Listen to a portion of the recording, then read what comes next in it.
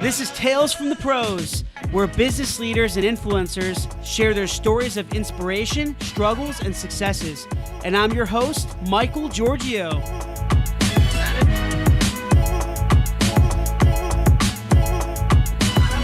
Hey everyone, welcome to Tales from the Pros. This is Michael Giorgio, co-founder and chief marketing officer at Imagine Ovation here in Raleigh, North Carolina. Have a special guest here today. His name is Jim Anthony, and he's the CEO of Colliers International in Raleigh, Durham. Did I say Colliers right? You got it. Perfect. Well, Cool. Colliers. Colliers. So Jim, I would call him a real estate guru, commercial real estate guru. That's what my Indian friends call me. And I know you have one of the most diverse and distinguished commercial real estate track records in Southeastern U.S. So Jim, thanks for being here, man. Really appreciate it. Thank you for... Honored that you would ask. Absolutely, yes, sir.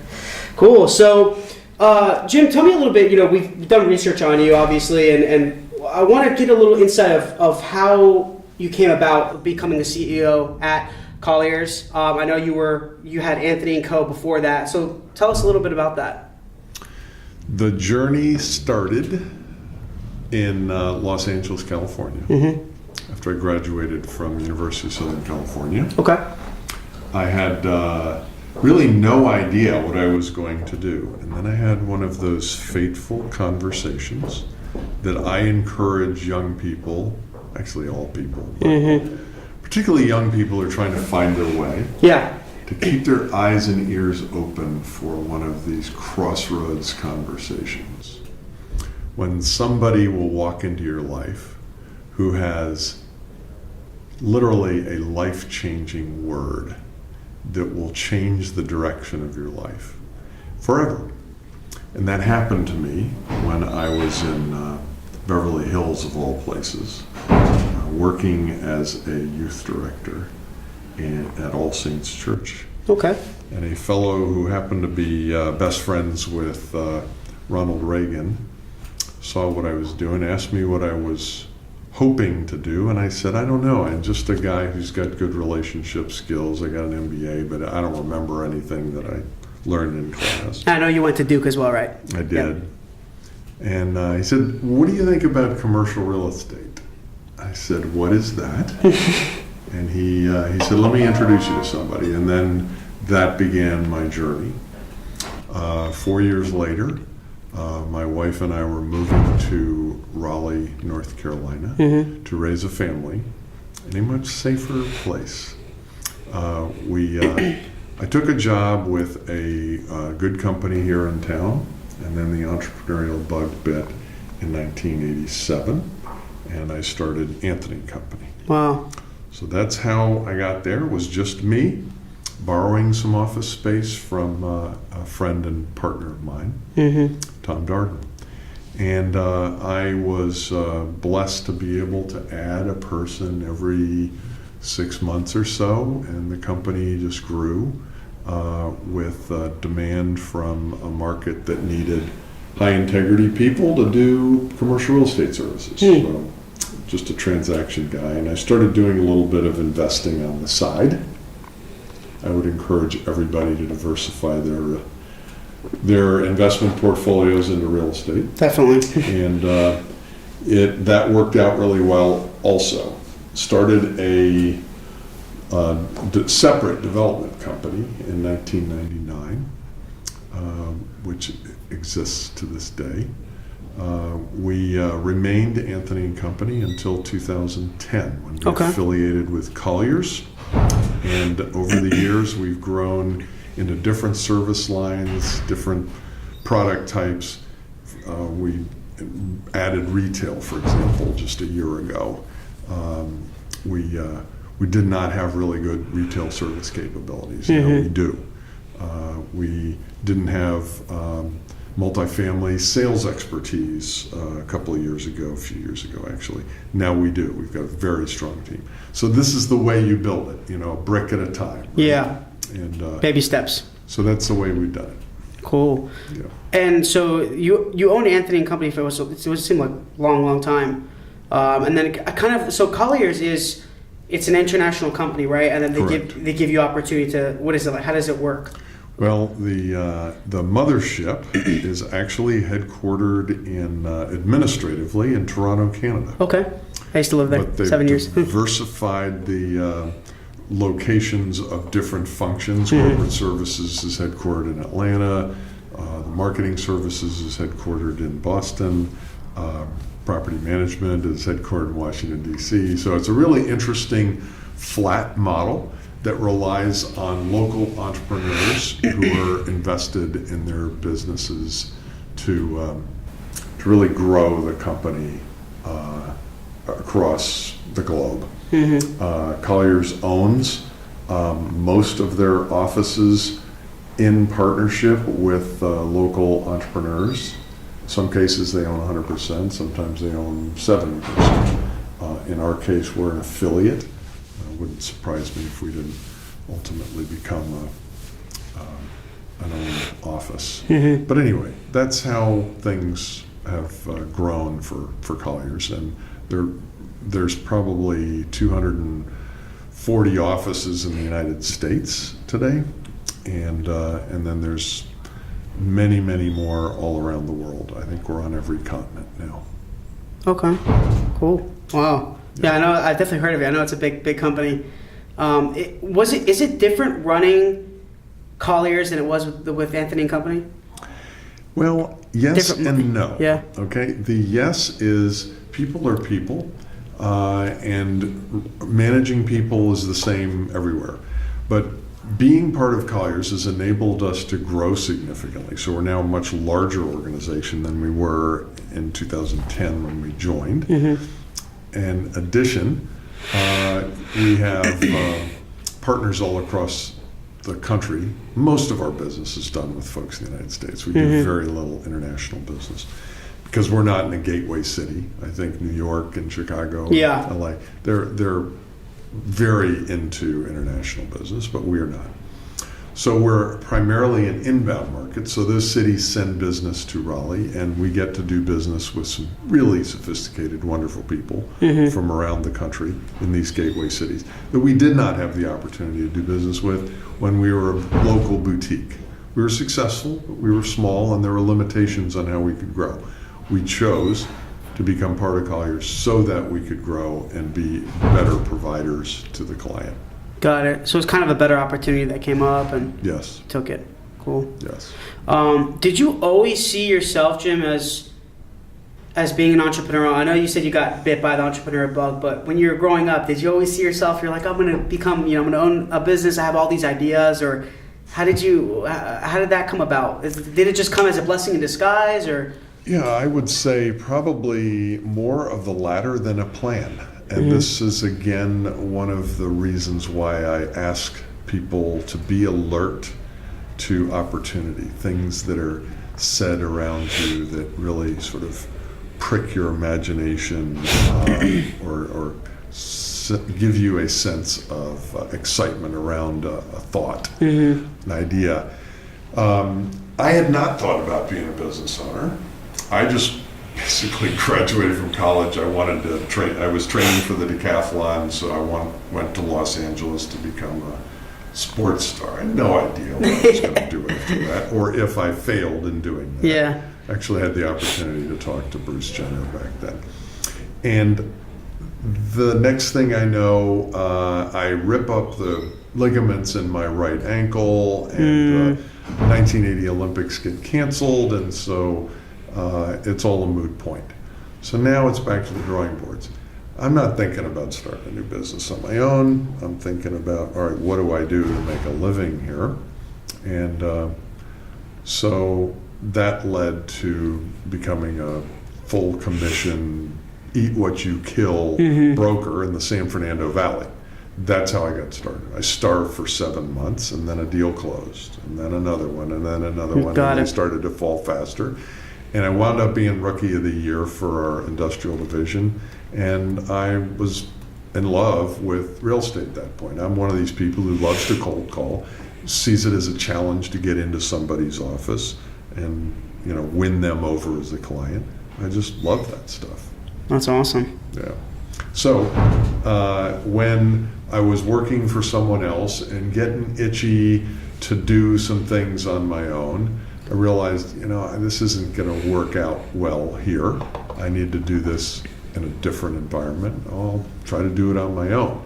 So everything I learned about running a business, I learned the hard way, one person at a time.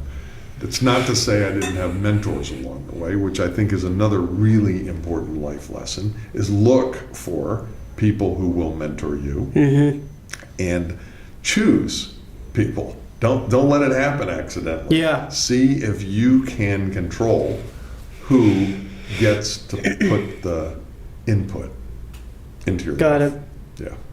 So mentors are definitely important. I know I've had a few mentors, my parents, and actually my first job I had a mentor. He was a great guy and taught me a lot about sales. I think in a lot of my podcasts talk about how sales is a big element of being an entrepreneur. And I like what you mentioned about cold calling. It's like you're not afraid of the hard work. You're not afraid to reach out to new people. See you're it not as a challenge, and it becomes fun. Absolutely. See it as a slap in the face, and you're never going to like it. Right. Yeah, that is true. So with all your experience in real estate in general, more corporate commercial real estate, what do you see as kind of what's the commercial real estate market looking like at the moment in North Carolina and in the U.S. in general? Or are they different? How is everything looking now at this moment? I'm one of these guys that's kind of so deep in the weeds that all I can see are trees. So you're asking me to talk about the forest. Well, okay, the first forest I can talk to you is about Raleigh and Durham and the immediate surrounding communities, which are hot as a pistol. The growth forces are continuing unabated, and we are blessed with these amazing universities, and kids, instead of leaving Duke and leaving the state, which is what happened when I went there, they're choosing to stay here. UNC kids, smart kids, choosing to stay here. NC State engineers, smart kids, choosing to stay here, not going somewhere else. They're saying, I want to be here. I don't care about your job in New York, there's still plenty of people who want to get started in New York, because if you can make it there, you can make it anywhere, right? At least that's what Frank Sinatra said. And it's true. And I've had a bunch of interns who've left me to go to New York or Atlanta or San Francisco, and I don't blame them. But I say, you'll be back. You'll be back. Because that's no place to raise a family, and you'll figure that out when you want. So talking about real estate markets, the gateway cities in America are all very hot. International business and capital is seeking to enter the United States, primarily in the gateway cities. But the flip side of that coin is that there are a lot of areas that are not participating in this amazing boom. Yeah. You only have to go 30 or 40 miles outside of Raleigh or Durham, and you will find some moribund small towns. They're all over rural North Carolina. All over. So the metros, Raleigh, Durham, surrounding cities, even Greensboro, Winston-Salem, High Point, surrounding close-in towns, Charlotte, Asheville, Greenville, North Carolina. These communities are really, really healthy, but most of the state, the vast majority of the acreage in the state is not really participating. Why? Because of the urbanization trends that are really national. What I'm describing to you is not a North Carolina phenomenon, obviously. It's all over the country. You can go just 20 miles, 30 miles outside of New York City, and the same kind of thing starts to happen.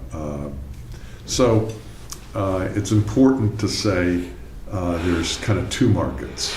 There are the urban, suburban hot markets, and then there's kind of the rest of the country. And I think we see that sentiment played out in kind of the national conversations about what are the healthy markets and which are not, where people happy, and where are the tax revenues supporting the economy, and where are they not? Yeah. So these are big issues that the country is going to have to face, and families are going to have to make decisions about. Because if a community is not healthy financially, schools go into decline, healthcare goes into decline. People don't want to live there. It snowballs. It's all connected. Yep. Yeah. And what do you feel like are the main reasons that real estate in general in Raleigh is booming? You think it's just because, obviously, I think it helps a lot that people are starting businesses, right? Entrepreneurship is huge. It's huge right now. It's the thing. It's the thing to do right now. Is owning a business. It's the dream. And I think that's amazing. I think that's gonna make. I mean, it's gonna take the U.S. to another level. I feel. I totally agree. And I think that is definitely connected to real estate for sure, right? I'm sure you could agree to that. I tell folks, everyone is in the real estate business. Everyone. If you don't own it, you're renting it. Yeah. Right? So at some level, we're all participating in the market. We might be just writing a small rent check, but everybody's participating. And speaking about business owners, entrepreneurs, like myself, for example, we're always trying to, we're scaling, we're growing, and it's a great, it's a good thing. But you're also looking, we're also looking for new spaces, buildings, and office space, and maybe some to buy or rent. It just kind of depends. But what tips would you give business owners or people in general who are looking to buy commercial property? Are you like what tips would you really give them to do it the right way? What would you make them avoid as well? Number one, get a great real estate advisor to walk you through the process. I think it's a huge mistake to think, well, I can figure out this real estate thing. This is why lawyers exist and accountants exist. I can't do my own tax return anymore. Yeah. Okay. So get good advice. Okay. Number two, if you don't think you're going to be there for 7 years or more, don't buy it. I say this to people who want to be in the house business. Unless you're stealing a house, if you don't think you're going to be there 5 years or more, rent it. Rent, don't buy. In commercial real estate for your business, I would not buy it unless for your own use, unless you can see yourself there for 7 years or more. That means there's got to be room to grow if you think you're going to grow, or the capacity to shrink and rent out your space to somebody else if you shrink. So that's point number one. Point number two is if you're buying it for investment purposes, then throw those rules out, okay? It's really about how rentable is it? What's happening in the neighborhood? Are the demographics working in your favor? Like people are moving in, the neighborhood's gentrifying, there's clear trends that are adding to the value of the property? Or is it the reverse? If the demographics are working against you, it's shrinking, the buildings are going downhill around you, don't buy there. You don't really want to be the person who's the pioneer getting shot, who doesn't have the capital to really lead a transformation of a neighborhood. It takes, I'll give you a great example. Jim Goodman and his team that took the American Tobacco Project and single-handedly sparked the renaissance of downtown Durham, because they took on over 1 million square feet of vacant industrial space. Wow. And said, we're going to make this happen, and we're going to do it all at the same time. Thanks to Duke, Peter Karmanos, Glaxo, a number of other people, they were able to get what I'll call community development leasing done to get that project kicked off. And it wound up being the spark that transformed downtown Durham. Now in Raleigh, there have been a number of things, nothing that large obviously, but there have been a number of things that have resulted in the renaissance of downtown Raleigh. Chief among those is getting people to move back down here. So the condo boom of the early 2000s, early and mid 2000s, was really important. That mostly happened around Glenwood Avenue, and folks who bought as owner occupants got killed on the value of their property initially. They've gotten back to what they paid for it in 2005, 6, 7. But the people who were buying in 2008, 9, 10, 11 were buying at 50% of what these things sell for now. Yeah. Not quite that bad, but 35, 40% off, and they've made a lot of money. There's now thousands of apartments downtown that didn't exist back then. So all of that has contributed to this life and lifestyle that now is very attractive in downtown Raleigh as well as downtown Durham. Those are the kinds of things that you look for before you invest. If you're smart enough to see it coming before it actually happens, and there are some who did that, they're the big winners. So if you are investing in property, let's just say, definitely do your research. Look at data, look at analytics. That's important too, right? It is. And when you're buying, how much, do you have, are there any is there a certain amount of capital that you need to buy, or is there what are the boundaries, what are the rules around that? Sure. So typically, if you're trying to buy residential rental property, you're going to have to pay 25%, 30% down. Somebody else is renting it. The loan terms from a bank on rental property are going to be probably a 20-year amortization, an interest rate today of around 4.75% to 5%, fixed rates for 5 years, not 10 or 20, because banks who are doing commercial lending, when you're buying income property, it's a commercial loan. It may not be commercial real estate in your mind, but to the banker it is. Yeah, yep. The person who's buying a house, if they're a first-time home buyer, they might be getting into it for next to nothing down, because there are some very attractive programs that are perhaps city-based, county-based, depending on where you are, that will help first-time home buyers get it. So can be as small as 5% for a home buyer that's a condo or a single-family home that's a townhouse or a house. And but I would say most people are probably putting down 10 to 20% on their house. Yeah. And but somebody buys this office building. Highwoods bought this office building for about $332 a square foot that you and I are sitting in. Because they're a REIT, real estate investment trust, they probably only levered this to 60%, maybe 50%. If you and I put together a syndicate to buy this building, we would try to buy it with 75% debt.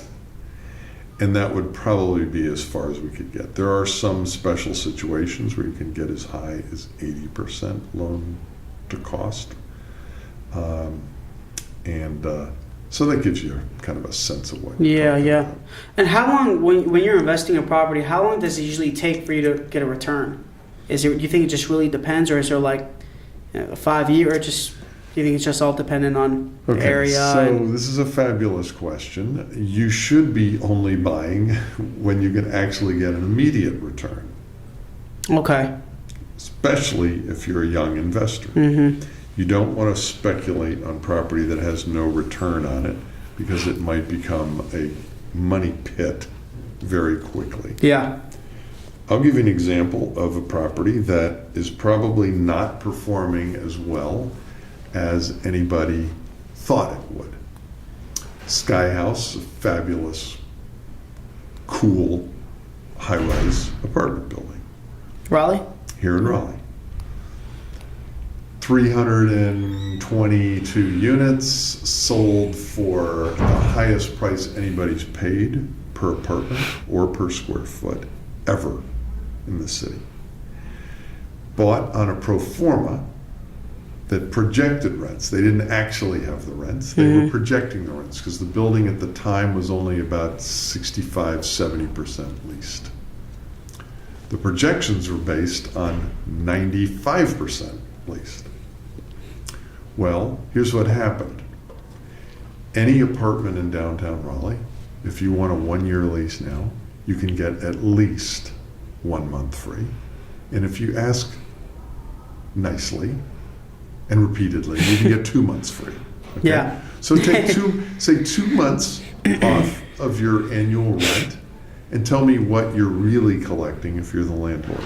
Okay, if you bought that building on a pro forma that did not include the assumptions about 2 months of free rent per year, you just got your head whacked. Yeah. Your wallet whacked, okay? And so this is the kind of thing that I think advisors are so important Yeah. for. Yeah. Sophisticated investors who are buying big buildings like that typically get good advice. But the estimated income on pro forma in that building was less than 4% return. And if you're borrowing the money at the same price that you're making the money, 3.5, 3.5, 3.5 in, 3.5 out, where's the cash flow? There isn't any. Yeah. Okay? There isn't any. And this is my point, is that there have been some deals that were not really smart deals, and there have been some deals that were really good deals, like a stabilized asset with a bunch of office tenants in it like this. You know, Highwoods isn't a stupid buyer. They're going to buy it. I think they bought this for probably a 6.5, 6.75 cap rate to get a 6.5% return on cost. They're going to borrow, only half of that at, very cheap rates because they're such a huge company. They can leverage it and turn it into a much better cash-on-cash yield than the guy who bought the apartment building down the street. Got it. Do you think that just because, so now, tech is booming, all right? Technology is it's evolving like crazy every single day. It's hard to keep up with it.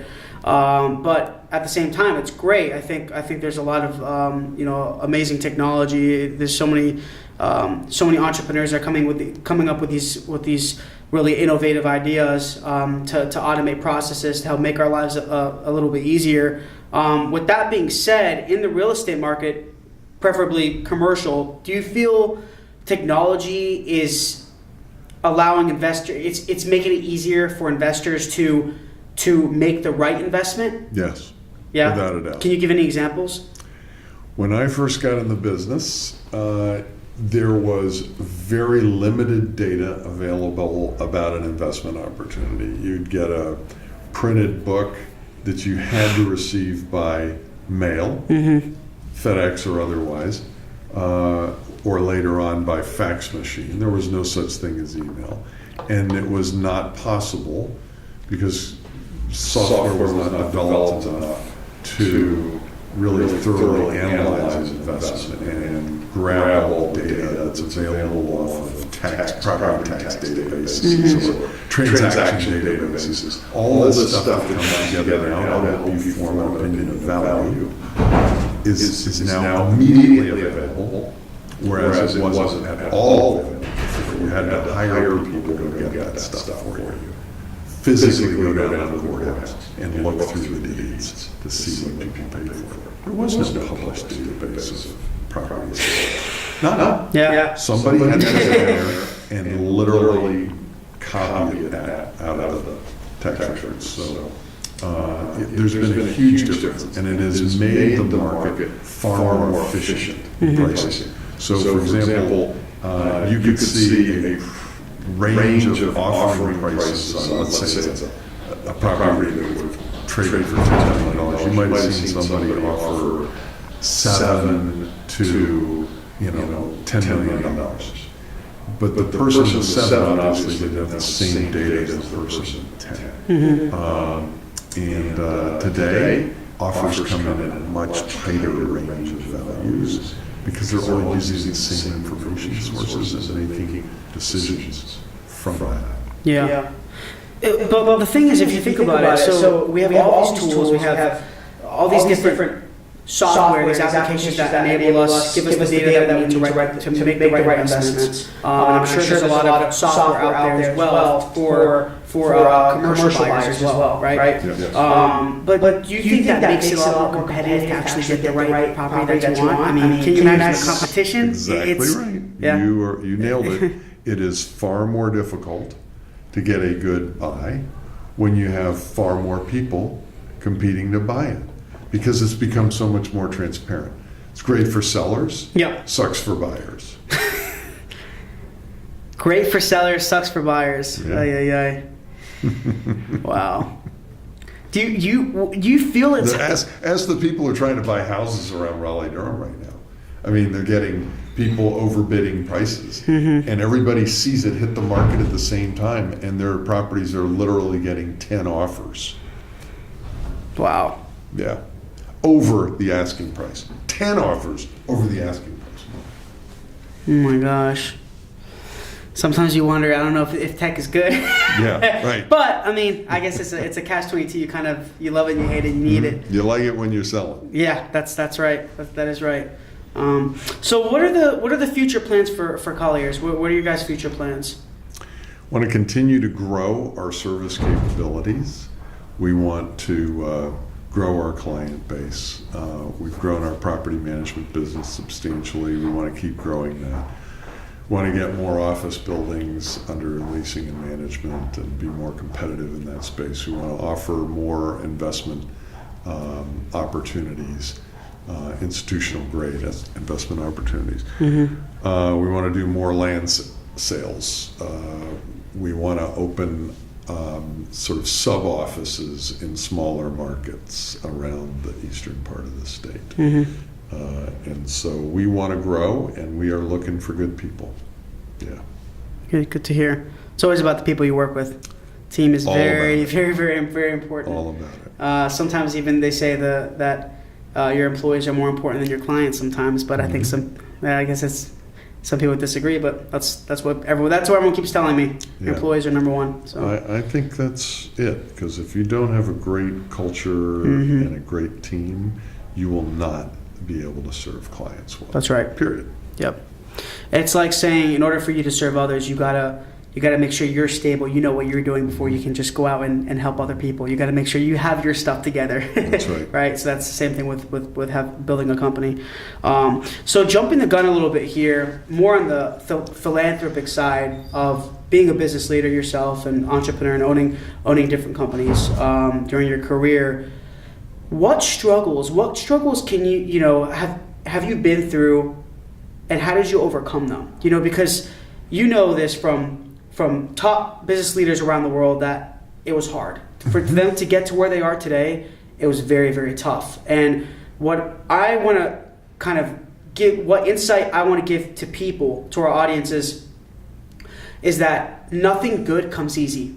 If you want to provide value, it's not easy to do. I mean, it sucks saying that sometimes, because you're like, I want to help people, want to do all these great things in my life, but to do something that you love and to help people and to provide value, do great things in the world in general, I think it takes a lot of commitment and hard work and overcoming adversity and struggle, and I think that makes you who you are. So what challenge did you go through, even with Anthony or with Colliers, that got you to where you are today? Yep.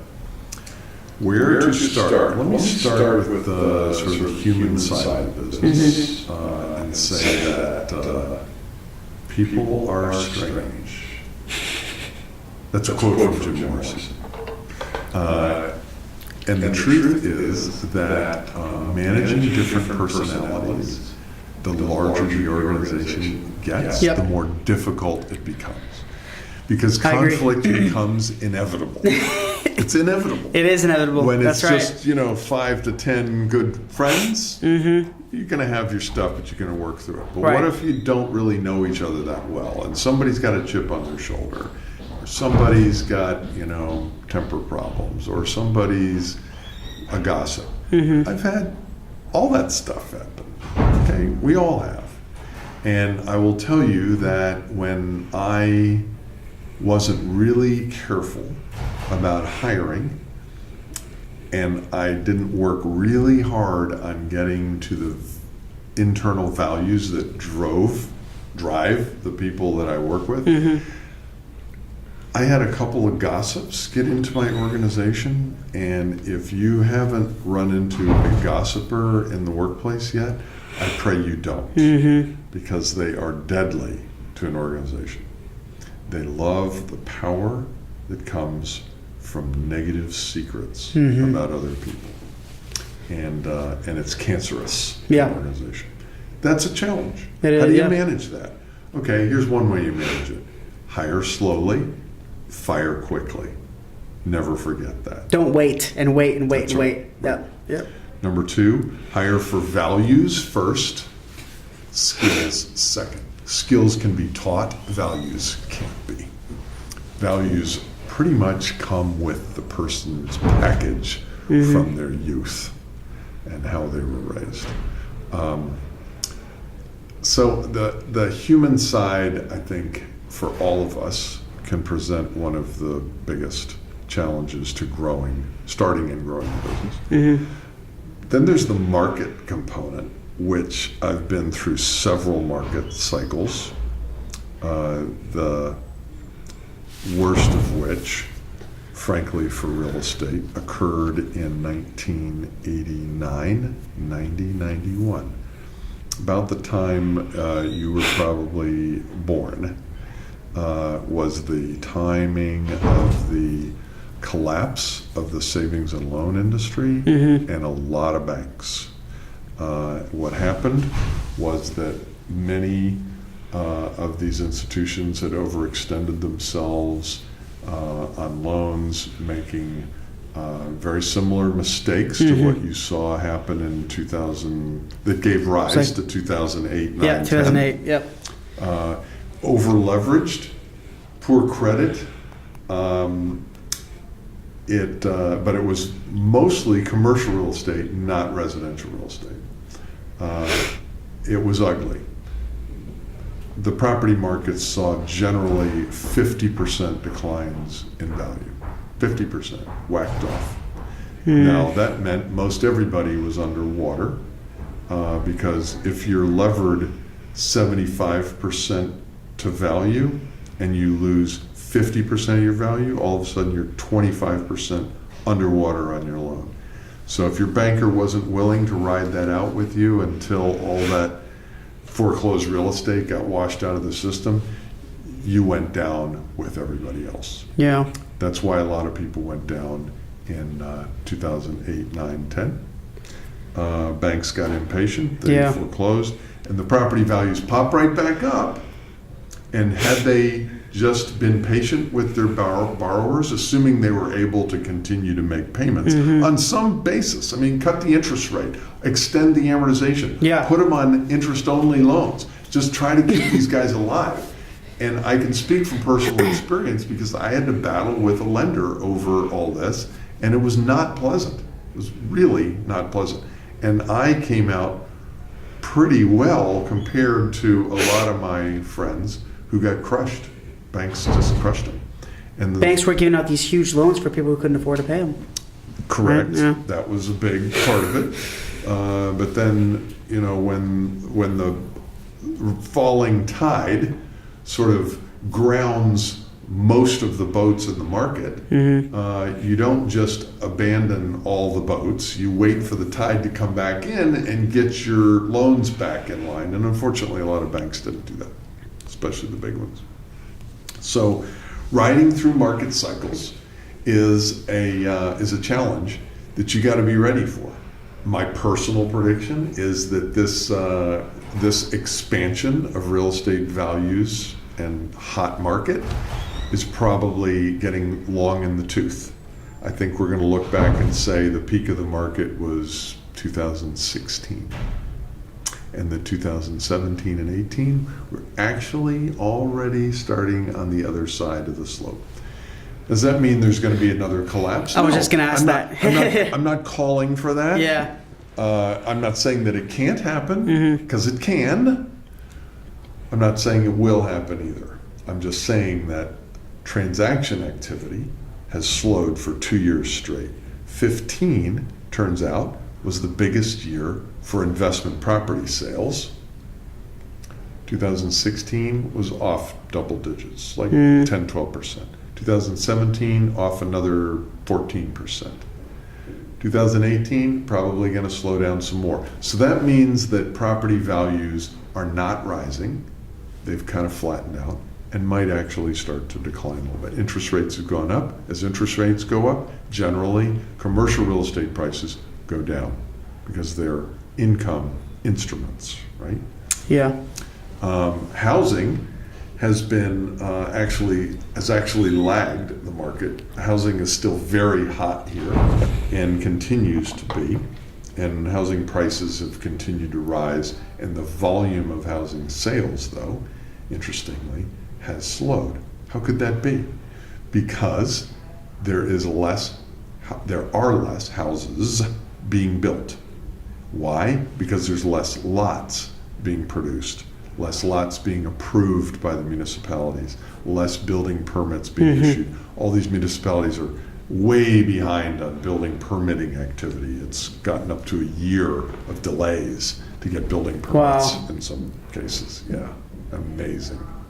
So that's another risk in my business is regulation and what happens with municipalities. You know, are they friendly towards it, or are they dead set against approving new development? Right now, we just had an election here in Raleigh, which essentially resulted in the anti-development community voting in their favorite candidates.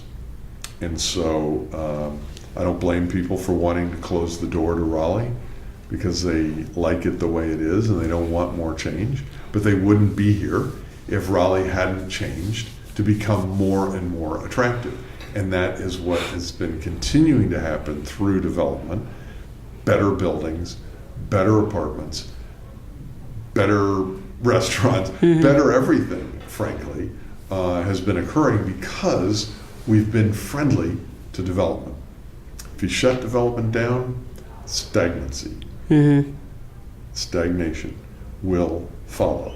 It won't happen 6 months, but the fruit will start to show 12, 18 months down the road when the building permitting stops and the municipalities don't have the cash flow from development activity that they have come to depend on to fund their budgets.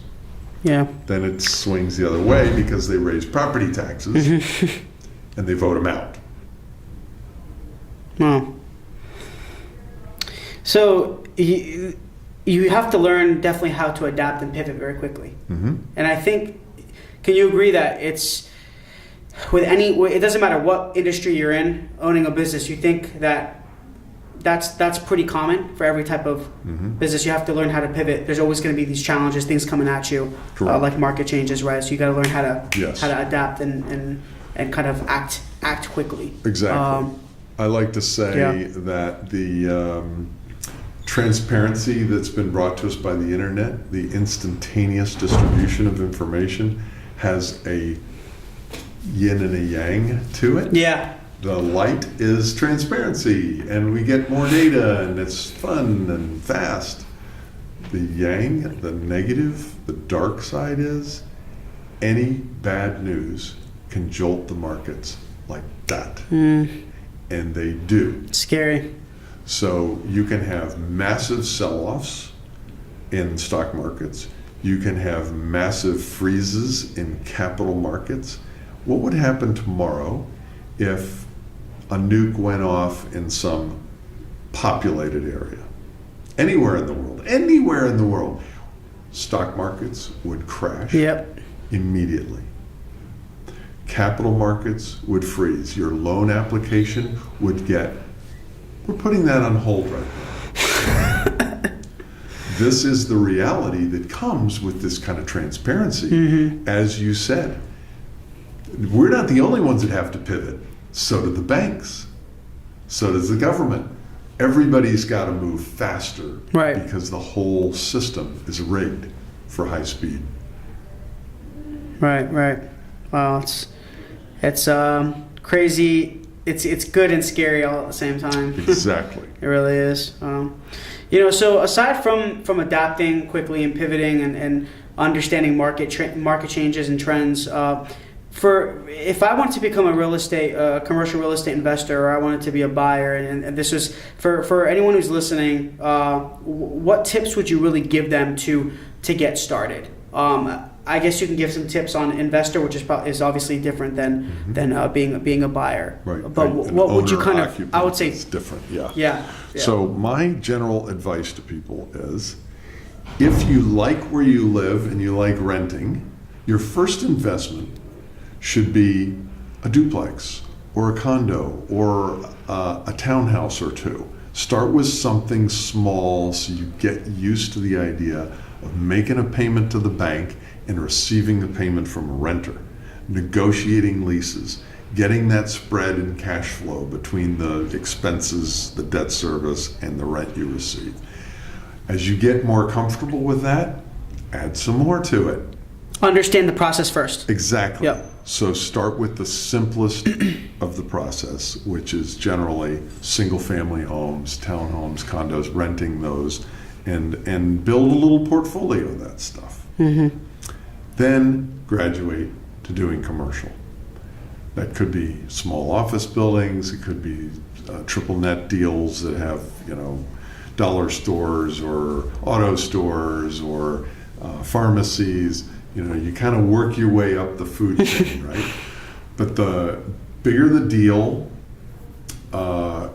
in terms of the number of tenants in it and the square footage of the property, unless it's a triple net high credit tenant, the more risk you're taking on. Right. So you need to have some cash put away to make sure you can sustain the loss of tenants and not, live your life on the ragged edge. A lot of people are doing that, unfortunately. They lever themselves up to their eyeballs with car leases and house payments and whatever, and if they don't get their paycheck on time, their whole house of cards could collapse.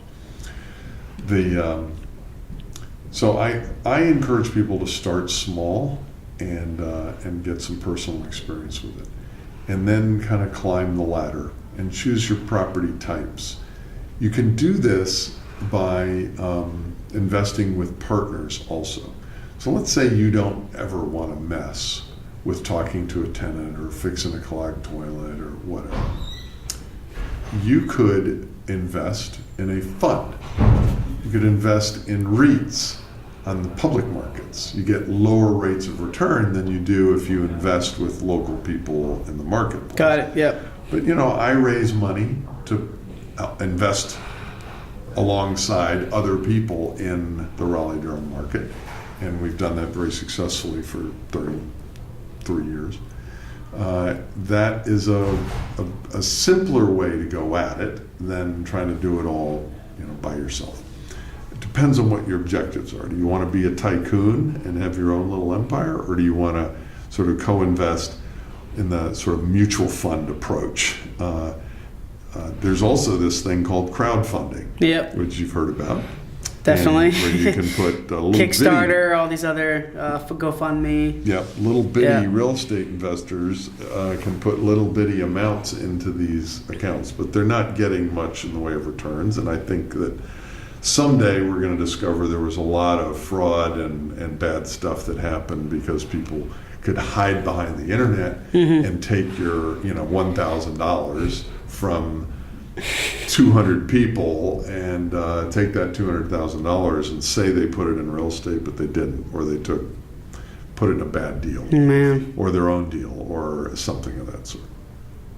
Yeah. Wow. And what about any advice on commercial buyers? Tips. Well, buying commercial real estate is a little more complicated than buying a house, although you sign less paperwork. The regulators have made buying a house. You walk out with an inch-high stack of forms that you've signed, disclosures, and this, that, and the other. It's insane. You don't have that much in commercial, but you do have a lot more moving parts. You really do have to worry about the environmental condition of the property. You do have to read all the leases. you do have to examine the operating expenses to make sure they're real and that your projections anticipate all the expenses that you could possibly encounter. That you do include some capital reserves because you're going to have to replace the roof. You're going to have to replace the air conditioning. You're going to have to replace the asphalt. Yeah. You better be reserving funds to do all that stuff. And a lot of folks forget about it. They think, oh, I'm going to own this property for 10 years. I'll never have to spend any real money. Wrong. Really wrong. Because if you're the third guy in and the property is now 30 years old, the asphalt's shot. You got to replace the asphalt. Anyway, so I think that it requires more sophistication and more experts, and that's why I said to you earlier, get an experienced advisor. Yep. Who's walking you through the process. Cool. Well, that's great information to know. So just in closing, Jim, I always ask these three questions. I call them the three hows. So how do you define failure? How do you define entrepreneurship? And how do you define success?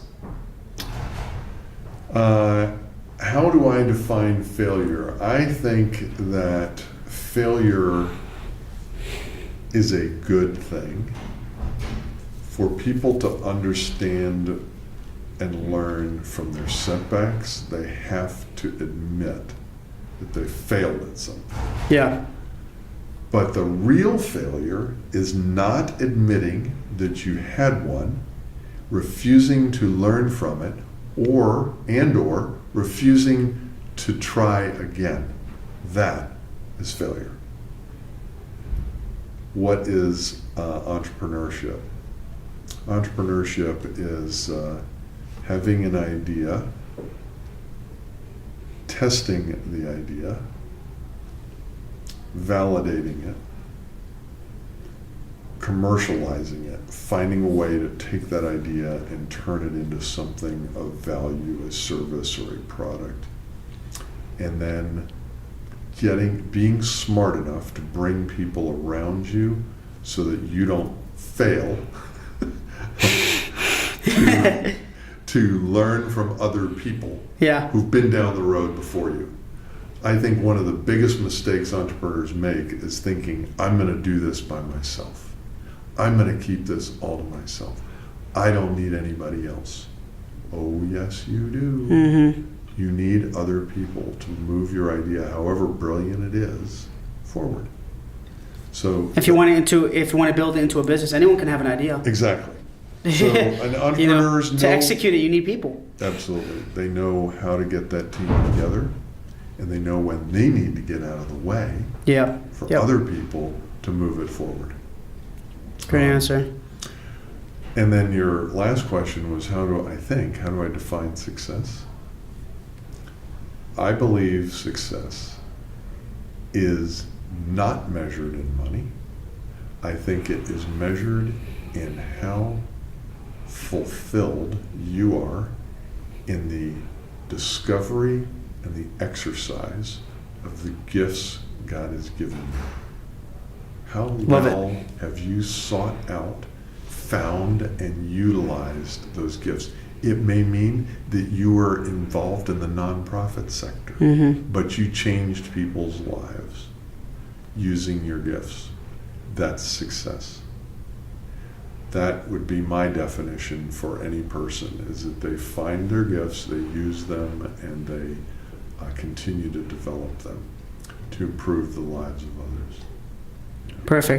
Perfect closing. I love it. Jim, really appreciate it. So where can people find you? Website, Facebook, Twitter, or LinkedIn? Yeah, I'm on LinkedIn. Jim Anthony in Raleigh will bring me up. I've got a lot of connections there, and I'm happy to make more, but I am a little bit picky. If I don't think that we ought to be connected, then I won't connect. If I think that there's a benefit from what I share for you and what you might share for me, then I want to connect. It's about the quality of your connections, not the quantity, right? Yeah. Exactly.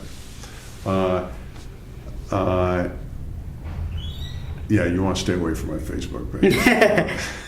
It's just for friends. And Twitter, we don't know what's going on with Twitter nowadays. That's a fact. I've never been on Twitter. And website? And my website aacre.com, aacre.com. It's still under development for my development and investment company called Anthony Property Group.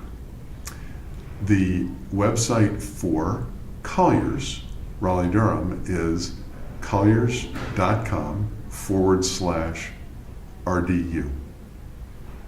Perfect. Yeah. Cool. Jim, thank you so much, sir. Thank you for being here. It's really a pleasure speaking with you, and I think people are really going to learn from this and get a lot of knowledge, so really appreciate it. Hey guys, thanks a lot for watching Tales from the Pros. Please subscribe to our YouTube page and also follow our social media. There are links somewhere around here, but we really appreciate it, guys. Thanks for all the support, and I'm going to be giving you awesome content continuously, and we look forward to seeing you soon.